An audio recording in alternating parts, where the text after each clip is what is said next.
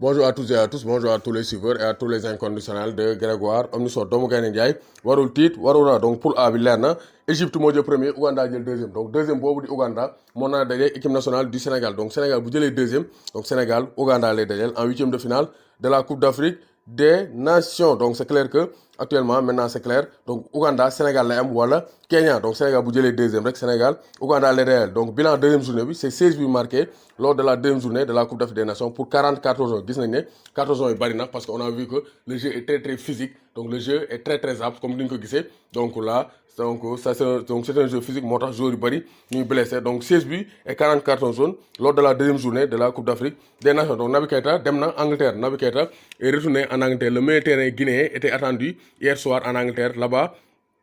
Naby Keita doit faire une consultation médicale parce que actuellement il est blessé donc dafa def rechute moo tax actuellement la Guinée va jouer sans Naby Keita donc selon la page Facebook Fédération guinéenne de football Naby Keita devrait retourner ensuite en Égypte pour éventuellement jouer avec le Chili qualifié en huitième de finale bon nee nañ day dem def considération médicale ñu xool état de santé mais il n'est pas encore forfait pour le reste de la compétition donc huitième de finale Guinée dina jouer donc il se peut que Naby Keita ñëwaat égali la compétition avec la Guinée donc Amadou Warda donc va retrouver la sélection donc Amadou Warda dañ ko excluroon de la sélection égyptienne pour harcèlement sur des jeunes filles moo tax donc mu toogoon quelque temps mais après le soutien de ces joueurs et et du public mais donc waa fédération bi waat nañ ko il a été réintégré waat nañ ko dans l'équipe nationale d'Égypte donc Amadou Warda je pense mooy numéro 22 bi borom karaw gu bari gi donc c'est un bon joueur mais donc demoon na Grèce aussi ñu jiiñ ko affaire harcèlement donc moom aussi il doit revoir sa copie donc Nicolas Dupuis donc le coach du Madagascar nee na Madagascar ba léegi il reste le petit poussé de Madagascar ba léegi bokkul ci favori ni outsider mu ngi bokk ci équipe yu ndaw a ndaw ci Coupe d'Afrique des Nations par Madagascar ils ont créé la sensation premier de la poule B devant le Nigeria félicitations au Barea du Madagascar pour dire que équipe nationale du Sénégal am na niveau parce que on a battu ici le Madagascar mais aussi équipe yi dañoo am jom ay Madagascar ay coup de pied arrêté dañuy teg coup franc dóor ko mu dugg et ils se donnent à fond donc Sénégal aussi ils doivent donc copier sur ces équipes qui jouent sans pression et qui jouent à fond la compétition noonu lañ koy jouer da nga ko war a jouer à fond bañ di camlangal wala di jéem a seral équipe Coupe d'Afrique des Nations amul seral guerrier moo koy gagné te félicitations au Barea de Madagascar pour leur première participation il se qualifie en huitième de finale de la Coupe d'Afrique des Nations ça aussi c'est un exploit donc Eto'o Diouf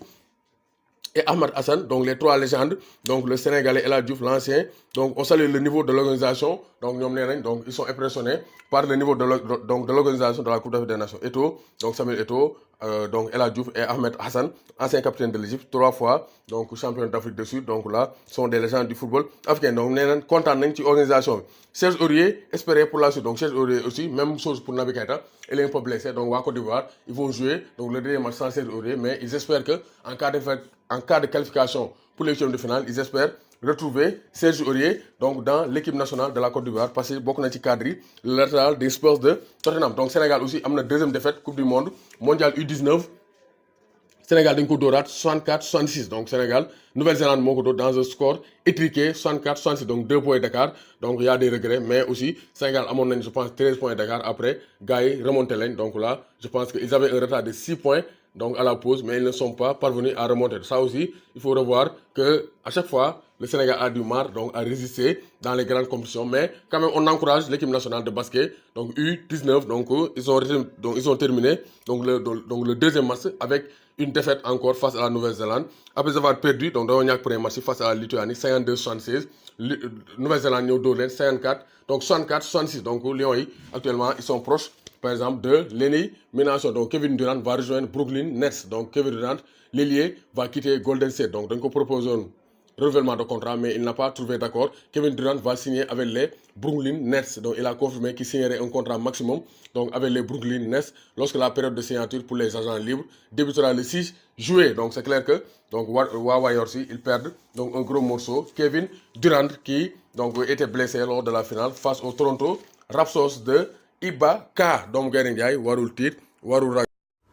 su ngeen bëggee ci maillot yi maillot simple wala maillot flocage donc tapale ci numéro bi numéro WhatsApp la 77 404 96 01 donc numéro WhatsApp la mu ngeen ko contacter ci 77 404 96 01 après ngeen wax seen commande su fekkee Sénégal ngeen ne donc dañ leen mën a livrer su fekkee Europe ngeen ne wala ci diaspora bi dañ leen ko mën a livrer par GP wala par la poste wala ñu xool benn moyen pour livrer leen ko mais en tout cas tous les moyens de livraison sont disponibles pour jox leen seen maillot 77 404 96 01